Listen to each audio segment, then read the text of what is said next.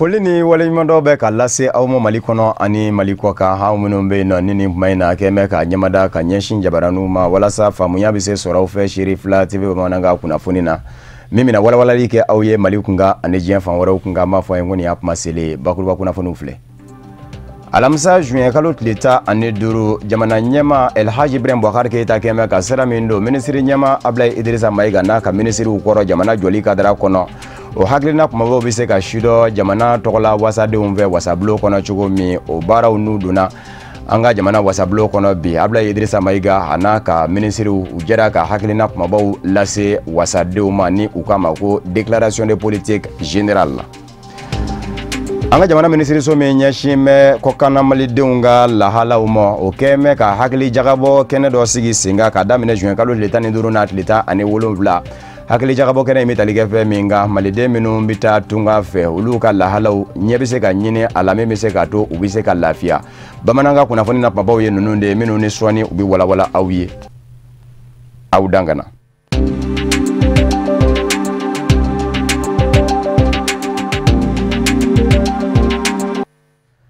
Déclaration de politique générale DPG hakilina do hakilina min ni a bɛ jamana jɔli kofɔ jamana ɲɛmaw fɛ minisiri ɲɛma Ablaye Idrissa Mayiga n'a ka minisiriw jɛra ka ɲɔgɔn sɔrɔ wasabulon kɔnɔ ka bɛn ni alamisa juin kalo tile 15 ye jamana ɲɛma kɛmɛ ka sira min don u kɔrɔ ni jamana bɛ se ka jɔ ni olu hakilinaw ye wasadenw n'a ma ɲɛ k'a fɔ olu ye jamanadenw nɔnabila ye wasabulon kɔnɔ u bɛ se ka bɔ hakilina ninnu numɔn cogo min ye dantigɛlen ye a kun bɛ tali kɛ o de ka wasabulon kɔnɔ ka bɛn ni alamisa juin kalo tile 15 ye Seri 2 TV jabarani tɔgɔla maa minnu kun bɛ yen Amadu Kamara n'a ka jatala Seydou Ɲare kun don. Ayiwa alhamdulilayi rabbil alamin an bɛ Ala tanu i ye ɲininkali min kɛ bi an bɛ premier ministre ka déclaration de politique générale kan point belebeleba damadamaw de talen don a la ni o ye ayiwa an ka adamadenya yɛrɛ ni kɔlɔsili sécurité ayiwa ani jiko kuranko ayiwa baaraba damadamaw bɛ yen nɔ vraiment a bɛ boli olu de kan bon olu dun fana n'i y'a ta k'a lajɛ bi an bɛ waati min na adamadenw mago bɛ o la kosɛbɛ kosɛbɛ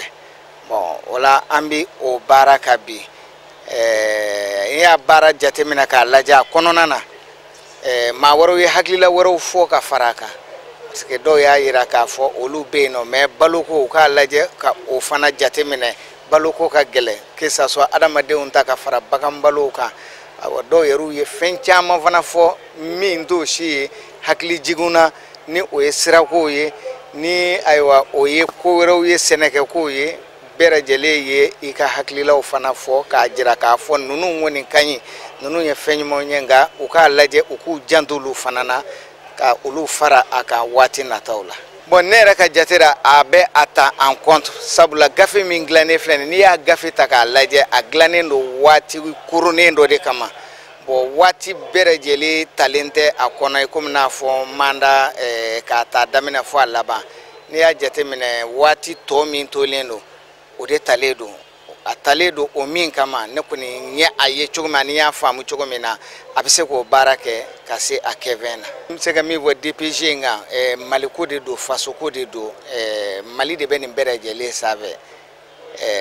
min b'a faamuya o min t'a faamuya o an ka jɛ nin waati gɛlɛn in na bɛɛ lajɛlen ka i bolo di ɲɔgɔn ma an k'a lajɛ jamana in a bɛ gɛlɛya min kan an ka se ka sama ka bɔ o gɛlɛya kɔnɔ ne kɔni b'a fɛ ka o de ɲinini kɛ parti bɛɛ lajɛlen fɛ jɛkulu bɛɛ lajɛlen fɛ an k'an bolo di ɲɔgɔn ma gɛlɛya min bɛ Maliko la an ka se k'a gɛlɛya don. Bi an bɛ Assemblée nationale la nɔ premier ministre ka déclaration de politique générale déclaration ye mun ye a bɛ gouvernement ka taabolo jira mandat san 5 in kɔnɔna na donc ni jateminɛ kɛ a nana ni gafe min ye an y'a lajɛ k'a kalan an bɛ ka kuma kan gafe in gafe dafalen don a kɔnɔna na pratiquement bibi na programme minnu bɛ yen min bɛ maliyɛnw ni kan bi a sera presque a gɛlɛman bɛɛ lajɛlen ma c'est vrai adamaden i bɛ ko fɔ i tɛ se k'a bɛɛ kɛ mais a gɛlɛman bɛɛ lajɛlen a sera a ma bibi na nin ye premier ministre naaninan ye olu tɛmɛna donc ale naaninan ye bɛɛ y'i ka déclaration kɛ déclaration in fana o bɛ ɲɔgɔn suit ka taa de donc n'i jateminɛ kɛ k'a taa o la ka se bi ma n'i ye programme la a bɛɛ ye programme kelen ye presque caman kɛra bi mise ka fongo an wasalen do kula donc alsa ambi ala dili ala ka shini kenadi déjà premier ministre mi nana kana déclaration ke ça ala ka shini kenadi aga programme laban mi bara to laban ala ko o sedi ama sinon bara kera kanye bon nala sonama je sais que député avait voté sikatala chama ba donc afo ni bara nyumay alhamdulillah rabbil alamin am bala tanu am bala barkada am bala wala nyumando am soli ci wasana may nga muhammad sallallahu alaihi wasallam ina fi ya fuco gomena ka fo ministre nyama be wasablo kono bi andale me aka DPG aka no nyefanyana ki wara minu ba kono effectivement DPG nyanya laje nga nere hamina ko ye mi DPG na o ye aspect sécurité jamana be se ka sécurité soro chugamena anya ye ka fo sécurité ndene manga jamana na nga soro shube kasa anga nyinigali gele mataro siraka pour que u ka se ka jamana sécuriser ande mi soro shiminu bisa pour que u ka se ka kishi sayama u ka armu soro u ka se ka jamana défend u ka jamana défend chugamena anda sera kalango fanama parce que anya ye ka fo grève ku chayama jamana kono jamana ti se ka jo ni kalante mana grève minu nu kera o temena ka ba nga natawla akanye ni pour que grève kana keka chatuko se na kera bi jamana segi ko fe anyi kuma bakuru bala nye minu soro ka ulu sulinya ye o kera ulu ala sona ne hakili bi ambe politique déclaration de politique générale premier ministre abina mundeke aba fait que mundeke pour le pays donc en hakili là premier ministre mun bina paix comment faut ou bien sécurité comment faut diagwa de anga to ako parce que bi ante fo ni la paix ni la sécurité ni stabilité parce que aya remarqué paix te mun la sécurité te mun la ben te mun la le Mali a tse ka tanya fait donc diagwa de do anga accompagner pour que anga se ka sigi anga so nunu ngona pour que anga réfugié nunu ka sigi kana pour que anga jeune nunu ka se ka bara soro pour que muso nunu ka bo se ka la che nunu ka sigi u ka so kono vraiment ne ka hakili deni parlement anga jamana kundigi ye dania daminga no ye premier ministre ye chef de gouvernement ye anana ka hakilina do yira ona assemblée la ndendo anana a fese anye donc bi anana débat kala ka examiner ka konota kungun na nyanye bobo nyona ka voter donc au vote kono la député pour que vous a voté parce que mi yira la député la bi ay obebe manion ka hakilina ta dema manion ka hakilina ta muye kela mi be mali kono insécurité mi be mali kono donc fon be bi no e dunga fay fon be bi no e kurangoy fon be bi no jikoy fon be bi no e ka mali re ka mali re donc ko fela la donc olu betuma kono anya ye bi o keringele ni na dokara bela ana soro gela obe me chamankera ala donc o mun kono la anya ga dana daka anya accompagner ka fo an sona ka fotama ni ala sonama ame mi nyina fe ay mi foni akala waliya ala walali ala ka shini kene dama ala walali ala ka barka dama ala walali ala ka hakili di ama parce que fon do be akadiye ikala waliya me fon do be sika bali ni abena bali fo manyon ka do akumi yato ni masika la waliya sino o te ko juye mais amba nyini akasika la waliya donc munum bora papi ni kono apeka la waliya parce que malika nyeta do malika here ba kondala donc ambe manyon befu ka manyon nyini ka yinu fe u be yoro anga mbolo di nyoma parce que mali ni on tadi amunu be fakana bi anga bla kunna ko dora be fo onko dora bi na fakana donc min bala bio min dala bio ambe ka jende ka mbolo di nyoma pour que jamna ka tanya fe parce que ni cheni ko dunala e mi mina soro e mi mina jamana kuna na sene ne na so cheni do abegele adoro abegele gulu de donc min bala domina ango deme ango take donc ni ala ya agresse ke mo mina domina jamana don fana bebe deme ambo take anga blan kunna malibani ambe tale do ambe fankele ambe bakele anga mbolo di nyoma opposition côté majorité côté ni mali glalila be ko mali ka de be akoto ben ka salam mad ministre so meme anga jamana kono ni anyeshi me konkana malidenw ga lahala umo haleke me ka tlidemado hakili jagabo kene sigi singa anga dinanjigi sola mimi wole ko hotel Radisson ka damine juin kalo tlitani duru katase atlitani wole ulamo maw welembe ka bo mali kono ane mali ko ka ma keme sabanyona minu ni ministre so bina jeka hakili jagabo ke fere minu mi se ka sigi singa wala sa malide minu ni olube koka ya wale kele koka na ere alla soroli abise ka noya chogo minu na kasoro amata ke ni chenu ye kɔgɔji la i n'a fɔ an bɛ k'o ye laadala cogo min waati damadɔ ninnu kɔnɔ baara in dabɔn bɛ o de kama baaraw n'o donna ka bɛn ni alamisa juin kalo tile 15 ye Usmani Zogore Sherifla TV Jabarani tɔgɔ la a n'a ka jatala Ibrahima Kulibali. Ni sigi in labɛnna an ka jamana minisiriso fɛ mun ka baaraw bɛ ɲɛsi jamana den minnu sigilen don jamana kɔ kan olu ka koɲɛw ɲɛnabɔli ani ka farafinna jamanaw n'u don ɲɔgɔn na n'o ye ministère des Maliens de l'extérieur et de l'intégration africaine ye ka fara an ka jamana dɛmɛbaga jɛkuluw ka partenaire technique et financier k'a daminɛ juin kalo tile 15 la ka taa se a tile 17 ma an ka jamana faaba kɔnɔ sigi in bɛna farali kɛ ɲɔgɔn kan maa 300 bɔɲɔgɔnko la maa minnu ka faamuw carilen don n'u ka dɔnta kawuriyalen don jamana kɔnɔ ani jamana kɔ kan walasa u n'a fara ɲɔgɔn kan ka hakilina kelen ta fɛn bɛ tali kɛ tungalataga la tungalataga min ye fɛnkɔrɔba ye ni an ka jamanadenw b'a kɛ n'a kelen don gɛlɛya ye bi jamana caman bolo a kɛnɛ kɛra wasako ye sigida 4nan maa ɲɛma bolo barisabula ka da kan ale ka sigida o de garisɛgɛla nin n'a ɲɔgɔnna sigila mun nafa ka bon jamana kɔnɔ mun bɛ tali kɛ jamana minisiri ka fɔ la minisiri mun ka baaraw bɛ ɲɛsi jamana den minnu sigilen don jamana kɔ kan olu ka koɲɛw ɲɛnabɔli la Dr Abdurahman Sila a ye a jira k'a fɔ sigi in dabɔra kama kɛrɛnkɛrɛnnenya la ka hakilina falenfalenw kɛ walasa u nata bɛɛ bɛnkan kelen kan k'a ɲɛsi tungalataga ma o tɛmɛnen kɔ ka bɔ yen ani ka jateminɛw kɛ sababu jumɛnw bɛna n'a ye maa ka tungalataga boloda ka fura ɲini olu la. An ka bi ɲɔgɔn ye ni hakili falen de hakili falen mu n'a bɛ taama kan taama ye fɛn ye an ka jamana kɔnɔ fɛn kɔrɔba don malidenw kabiri bi tɛ depuis lawale an ka mɔgɔw bɛ taama mais kɔsa in na taama ko nana gɛlɛya gɛrɛntɛ donna la i tɛ se ka wuli ka taa jamana kɔnɔ si kɔnɔ n'a ma f'i ye ko visa farajɛ jamanaw olu tɛ sɔrɔ olu datugunen yɛrɛ don mais mun yɛrɛ ka jugu n'a bɛɛ ye hali an farafin jamanaw fana jamana caman bɛ yen bi olu datugunen don i tɛ se ka s'u ma donc o ko kɛlen bɛ wolola kasaraw de la o wololen bɛ kasara mun na bi denmisɛnnin caman de ni bɛ ka to o ko senfɛ donc fɛn mun don an y'a ɲini k'a fɔ an tɛ se ka sigi n'an ma fɔ a ka kan maliden bɛɛ yan nɔ bi gouverneur de région bɛ yan députéw bɛ yan maires bɛ yan sensibilité fɛn o fɛn bɛ jamana kɔnɔ gouvernement sira kan ani société civile bɛɛ lajɛlen bɛ kɛnɛ in kan yan nɔ pour que an ka fɔ ani ɲɔgɔn cɛ baara ni taama bɛ se ka labɛn cogo min anw ni ɲɔgɔn cɛ an ka fɔ an ka bɛnkan la anw ye gouvernement baarakɛlaw de ni bɛn kɛra kan mun na k'an k'o kɛ an bɛ baara taama o sira fɛ. Sigi in denfaya tun bɛ an ka jamana minisiri ɲɛma bolo Abdoulaye Idrissa Maïga an b'aw ladɔnniya k'a fɔ Mali jamanaden a bɛ bɛn maa 17 de ma nka o 17 la 4 olu de kɛmɛ ka tunga boloda wa sa o sa u bɛ nafolo min don an ka jamana kɔnɔ o ka ca ni sefa wari miliyari 500 ye. Farikolo ɲɛnajɛ minisiriso kɛmɛ ka ɲɔgɔnkunbɛba dɔ fɛnɛ n'u don k'a ma ko forum sur le financement du sport national au Mali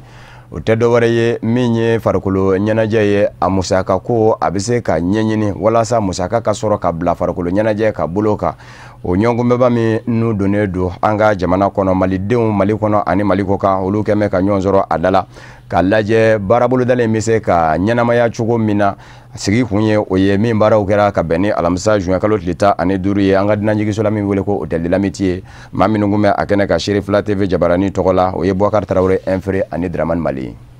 Farikolo ɲɛnajɛ ale ye kɛnɛ min bɛ kɛ sababu ye ka se ka maaw fara ɲɔgɔn kan maaw koloso ɲɔgɔn na diɲɛ fan 14 bɛɛ lajɛlen na a bɛ kɛ sababu ye fɛnɛ ka se ka dɔ fara jamanaw yɛrɛ ka halalaya yɛrɛ sinsinni kan o de kama Mali gouvernement o ye hakilina dɔ ta avril kalo tile 8 san 2015 u ka lajɛrɛ dɔ sen fɛ min bɛ kɛ sababu ye ka se ka farikolo ɲɛnajɛ dɛmɛ kɛrɛnkɛrɛnnena an ka ba Maliba o kɔnɔna na o la n'i ye jateminɛ kɛ u y'a yira k'a fɔ u ka yeta la k'a daminɛ san 2016 ka taa bila san 2020 na cogoya min na farikolo ɲɛnajɛ a bɛ se ka sinsin ka yakuba y'an ka jamana kɔnɔna na dɛmɛ min kɛ ka se a ma a kan ka ti jɔ fo sefa wari miliyari 98 ɲɔgɔnna na o de kama o nafolo ninnu o bɛ sɔrɔ cogo jumɛn na min ye ministère des sports ye o ye hakilina dɔ ta ka se k'a sigi sen kan n'u kama forum sur le financement du sport au Mali o hakilina ye tile 3 baara ye ka se ka wele bila maaw ma maa 300 ɲɔgɔnna u ka se ka hakili falen kɛ min b'a to kasabi bɛ se ka ɲini cogoya min na ka se ka don an ka farikolo ɲɛnajɛ la ka se k'a dɛmɛ donna nataw kɔnɔna na o tile 3 baara baara in kɔnɔna na maa minnu bɛ minnu ka dɔnniya waralen don kosɛbɛ ka se ka kɛ sababu ye ka se ka dɛmɛ lase farikolo ɲɛnajɛ ma olu maaw y'a yira k'a fɔ ni hakilina in tali Mali gouvernement fɛ hakilina ɲumanba don wa fɛn min don a nana nakuma fɛnɛ la. Baara min bɛ sen na baara belebeleba don parce que aujourd'hui n'i y'a mɛn farikolo ɲɛnajɛ financement don bi na pour que ka équipe ɲuman sɔrɔ pour que ka stratégie ɲuman monter il faut que ka financement sɔrɔ mais financement fana tɛ sɔrɔ o cogo la financement baara de b'a kɔfɛ pour que ka sponsor sɔrɔ sponsor ɲini cogo de bɛ sponsor la bi sponsorw bɛ yen mais u bɛ investi projet de la u bɛ investi programme ɲumanw de la je crois que ministère ye hakilina ɲuman sɔrɔ parce que o y'a ye k'a fɔ bi farikolo ɲɛnajɛ wariba de kan ka k'a kɔnɔ état a bɛ jɔyɔrɔ fa kosɛbɛ a bɛ camanba k'a la mais il est important aujourd'hui acteur fɛn fɛn bɛ sport la n'o ye comité olympique ye n'o ye fédération ye n'o ye ligue ye n'o ye club ye n'o ye association sportive ye bɛɛ k'a faamu wari bɛ ɲini cogo min pour que ka don sport la parce que sponsor bi u ka wari don a la mais il faut k'u ka danaya sɔrɔ i fan fɛ u k'a ye k'a fɔ u fana ka marque a bɛ se ka feere pour que aw minnu ye télé ye aw ka se k'u ka marque promotion kɛ kɛcogo de b'o fana promotion na donc n'i bɛ sport kɛ il faut k'i ka financement ɲini financement na marketing b'a la marketing fana bi appuyer communication de la o communication ko fana support de b'o la donc support va permis a bɛ fɔ min ma ko visibilité bɛ se ka kɛ sponsor fana bɛ se ka ye a bɛ se ka dɔn a bɛ se k'a ka produit feere donc baara belebeleba de don ministère y'a faamu donc baara min don il faut que acteurs ka fara ɲɔgɔn kan k'u hakili fara ɲɔgɔn kan wari bɛ ɲini cogo min sport bɛ développer cogo min a bɛɛ bɛ yiriwa cogo min a ka fara ɲɔgɔn kan donc o de ye bi fɛn forum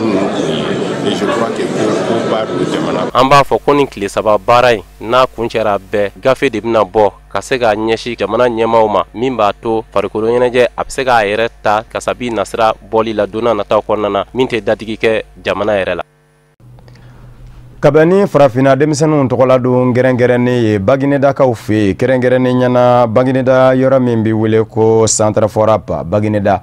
olu ye hakili jagabɔ kɛnɛ dɔ sigi senga walikele dɔ fara ngalanganze dɔ kɛnɛ sigi senga u k'a ma ko atelier walasa an ka maa minnu bɛ yen nɔ ni olu ɲɛsinnen don an ka denmisɛnninw ladamuni ma kala kunfɔlɔ nasaraw kan min ni u k'a ma ko préscolaire ka se ka u ladɔnniya baara dɔw la baaraw minnu bɛ se ka kɛ sababu ye ka denmisɛnnin yɛrɛ kalan jogo sɛbɛkɔrɔ nɔgɔya u bolo o baaraw kɛra Baginedakaw fɛ ka bɛn ni alamisa juin kalo tile 15 ye Kafunɛ Bacili ani Mohamed Sidibe kun bɛ Sherif La TV Jabarani tɔgɔ la.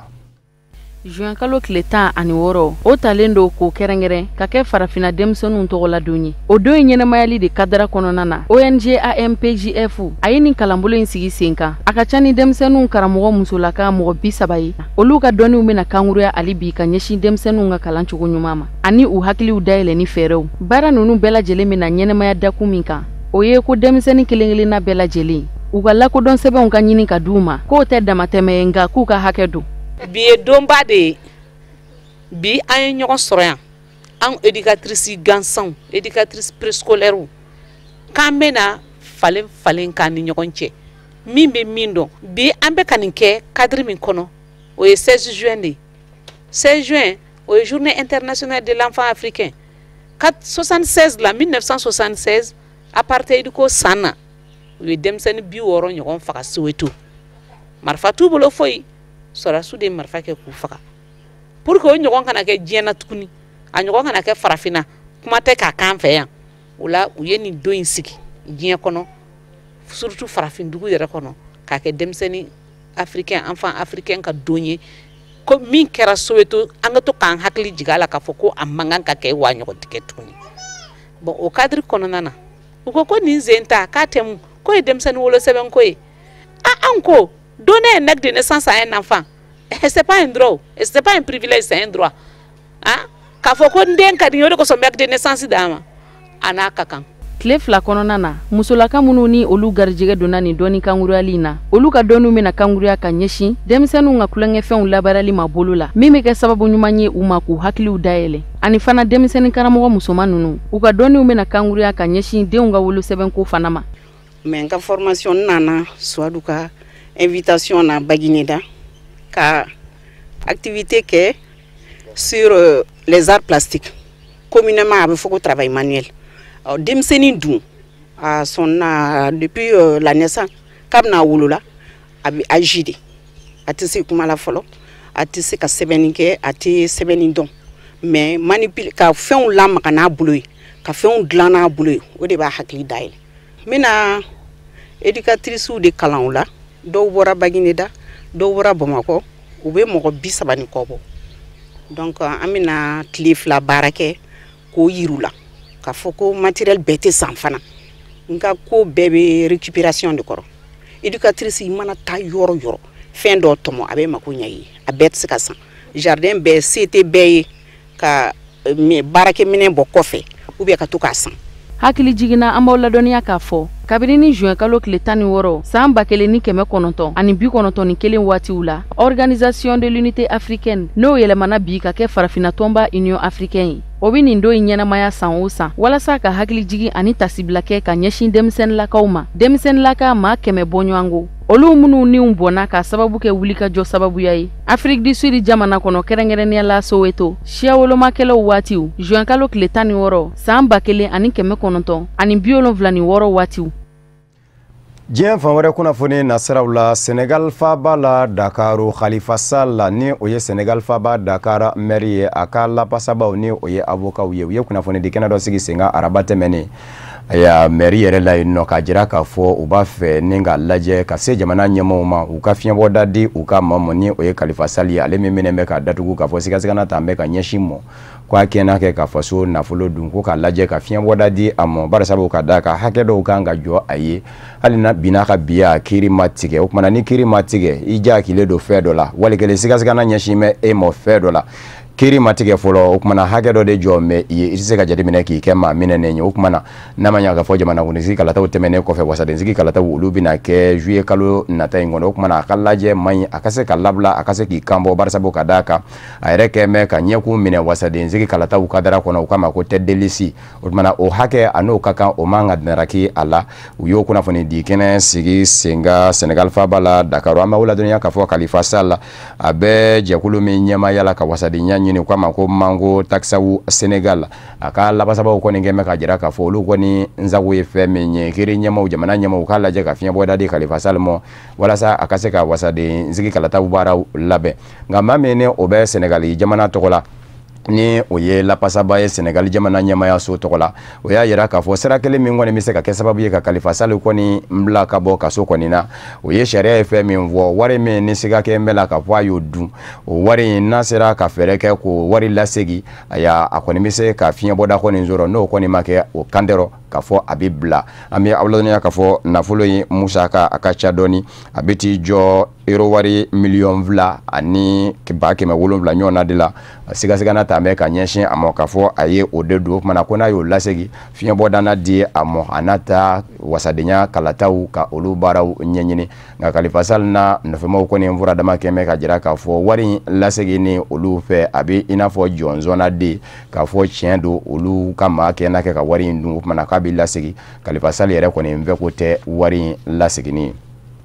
Algérikaw ka jamana ɲɛma Aziz Bouteflika min ni ale degun bɛ kɛnɛya ko ta fan fɛ n'a ka yeli man diya an bɛ aw ladɔnniya k'a fɔ araba tɛmɛnen a yera minisiriw ka laadala lajɛ kɛnɛ kan ni o ye conseil des ministres gale min ni o kɛra wasadensigi kalataw kɔfɛ Abdel Aziz Bouteflika jamana ɲɛma yɛrɛ kun bɛ a kɛnɛ ka o jɔra maa caman hakili fɛ an bɛ aw ladɔnniya k'a fɔ baaraw minnu ni olu bolodalen don gouvernement kura fɛ a bɛɛ lajɛlen a ɲɛfɔra minisiri ɲɛma n'a ka minisiriw ni jamana ɲɛma Abdel Aziz Bouteflika ni ɲɔgɔn cɛ don nataw la sa wulikajɔ bɛna kɛ ka wasabulo sɛgɛrɛ minisiri ɲɛma kura a bɛna t'i jɔ wasabulo wasadenw ɲɛkɔrɔ k'i dantigɛ min bɛ se ka to sira bɛ se ka di a mɔ a ka se ka baara ninnu wale jamana kɔnɔ an bɛ aw ladɔnniya fana k'a fɔ min ye Abdel jamana ɲɛma ni o ye Abdel Aziz Bouteflika ye kɛnɛya degun min bɛ a fa fɛ kuma caman ani maa minnu kan ka se ka ɲɔgɔn ye dunanbaw la olu dɔw bɛ bɔ u jɔ kɔrɔ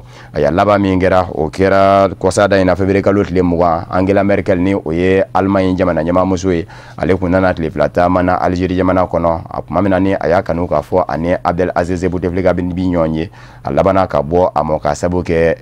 degun o kun bɛ a ka kɛnɛya ko ta fan fɛ Janselekena ni setigi jamana ka kiriblo Cour international CPI ma nyama muso ni Gambie jamana dendo Fatou Bensouda kele ka me ka fo Muammar Gaddafi lebe jamana nyama meni janselekena ni setigi jamana ka wuli ka jo kera sababu ye ka kundo ko denge Saif al-Islam lambe bi Fatou Bensouda dandigelike ka fo akashidon ka fo Saif al-Islam tise ka bla ni njugo ina amana ye fa on fanve akadon fana ka fo janselekena ni setigi jamana ka kiriblo Cour international CPI menalo yo nyama ye o ka wuli ka jo no fe ni ukama ko manda dare ami awla dunia ka fo amina ngume libi fa membe ni o ye zintani o ma nyema ukulu marma fendi ko minu ngeme ku yere ke ye nyema uye ulu woni nye ajila ka fo uye alabla ka sabuke ulu bu yere ye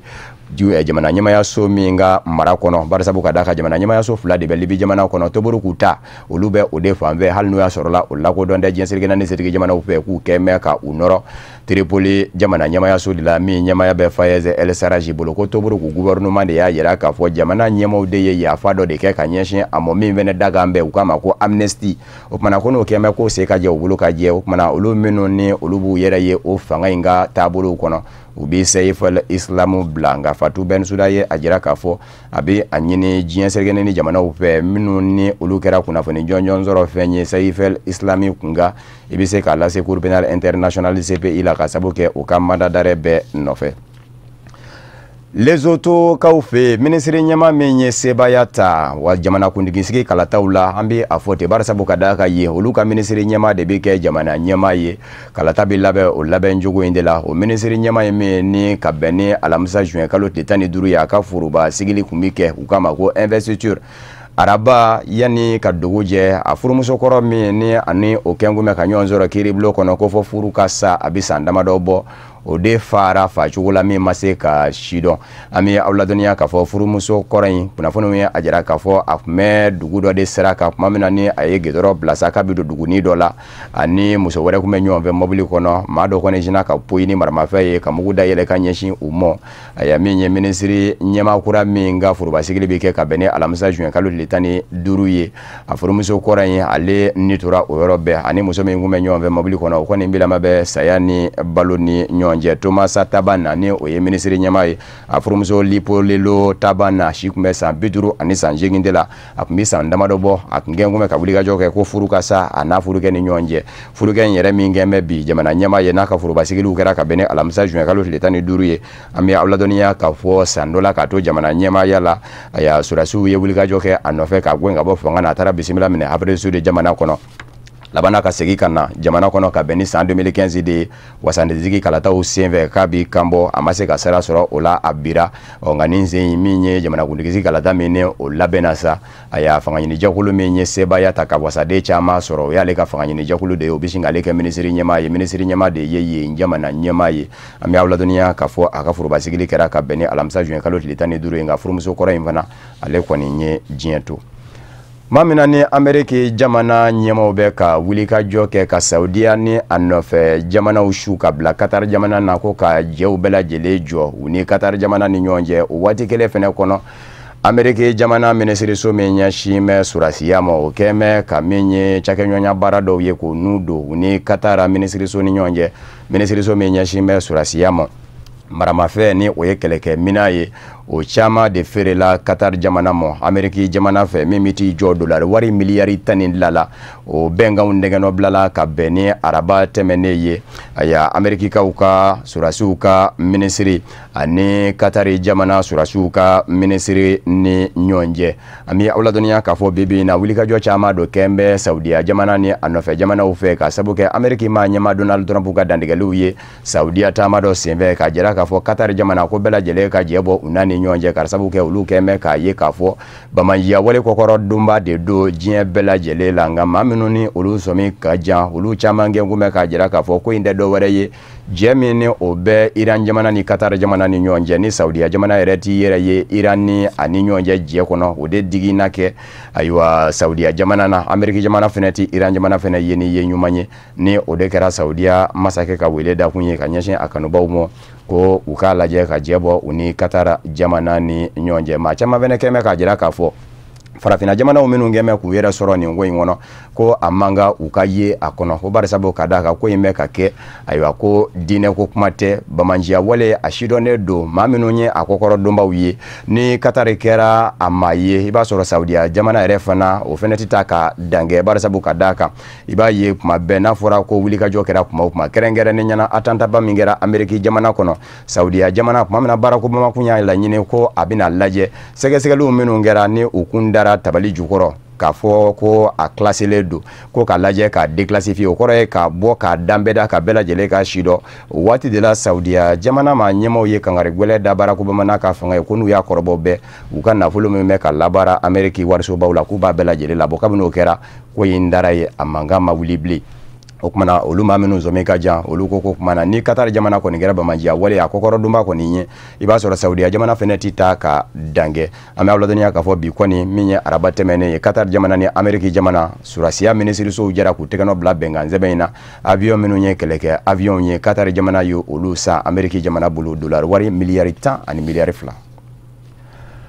o de fɛnɛ bɛ dansigi bamanankan kunnafoni na min farala ɲɔgɔn kan ka lase aw ma kunnafoni diso ɲɛmaya so fɛ ka bɛn ni nin kuma ye ka wale ɲuman dɔnbɔli kɛ ka ɲɛsin aw ma Mali kɔnɔ ani Mali kɔ kan aw minnu gɛn kun bɛ ka ɲɛmada ka ɲɛsin jabaraniw ma walasa faamuya bɛ se sɔrɔ aw fɛ Seri Fila TV bamanankan kunnafoni na laseli wɛrɛw ni maa min bɛ ɲɔgɔn sɔrɔ k'a fɔ ne Bacili don yan'o cɛ a k'an bɛɛ jɛn waati wɛrɛ n'Ala sɔnn'a ma